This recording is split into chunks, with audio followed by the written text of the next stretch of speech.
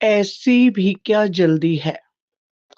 सुहानी की माँ के कदम आजकल खुशी से ज़मीन पर नहीं पड़ रहे। वजह ये है कि सुहानी अभी कॉलेज में ही है और उसके लिए एक बहुत अच्छे घर का रिश्ता मिल गया है।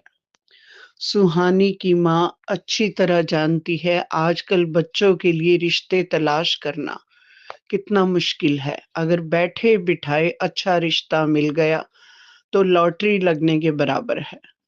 लड़के वाले जल्दी शादी के लिए बोल रहे हैं। सुहानी अपनी ग्रेजुएशन भी पूरा नहीं कर पाएगी, मगर सुहानी के माँ-बाप को इस पर कोई ऐतराज़ नहीं। उनका कहना है बहुत अच्छे घर की बहू बनने जा रही है हमारी बेटी। पढ़ाई पूरी कर उसे कौन-सी नौकरी करनी है। मगर सुहानी के सपनों का क्या, जो उसने अपने उज्जवल भविष्य के लिए देखे थे। अब मिलिए सुहानी की कज़न रमा से। जी हाँ, वही रमा जिसकी शादी 1 साल पहले बड़ी धूमधाम से हुई थी।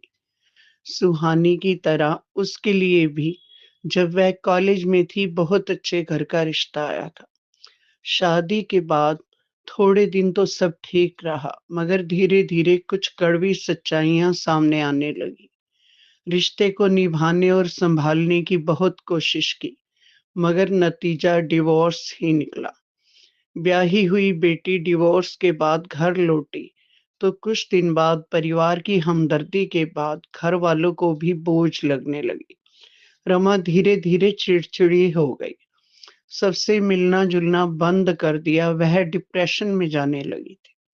माँ-बाप उसकी ये हालत देखकर बहुत दुखी रहते थे। तभी एक दिन रमा की एक टीचर को रमा की हालत के बारे में पता चला। रमा उनकी फेवरेट स्टूडेंट थी। पढ़ने में बहुत तेज। रमा के बारे में जानकर उन्हें बहुत दुःख हुआ। उन्होंने रमा से मिलने का फैसला किया। अपनी टीचर से मिलते ही उसकी आँखों से आँसू बह निकले। उनके गले लगकर उसने इतना ही कहा, मैम मेरी क्या गलती है? पास बैठी रमा की माँ की आँखें भर आई। उसने सिर झुकाकर मानो स्वीकार कर लिया हो, बेटी तुम्हारी कोई गलती नहीं। गलती तो हमसे हुई है। शादी से ज़्यादा ज़रूरी था तुम्हें अपने पैरों पर खड़ा करना। अगर तुम अपने पैरों पर खड़ी होती तो आज इस तरह सबकी दया का पात्र नहीं बनती। टीचर ने रमा के सिर पर हाथ रखा और कहा, गलती किसकी है ये समय इस बात करने का नहीं है। समय इस गलती को सुधारने का है। मुँह हाथ धो लो, अभी तैयार होकर मेरे साथ एडमिशन फॉर्म लेने जाना है और तब तक पीछे मुड़कर नहीं देखना जब तक कामयाब नहीं हो जाती। रमा की माँ के चेहरे पर एक अनोखा सुकून आ गया था, जैसे उनकी बेटी को अपनी मंजिल मिल गई हो। मैं आपसे इतनी गुज़ारिश ही करना चाहती हूँ, आप अपनी सोच से ये बात निकाल क्यों नहीं देते कि बेटी की शादी ही आपकी प्रायोरिटी है। उसके अपने पैरों पर खड़ा होना क्यों नहीं?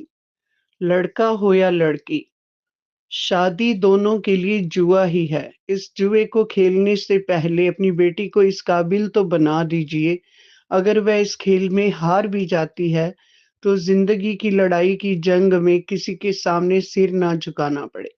आखिर में इतना ही कहूँगी, ऐसी भी क्या जल्दी है।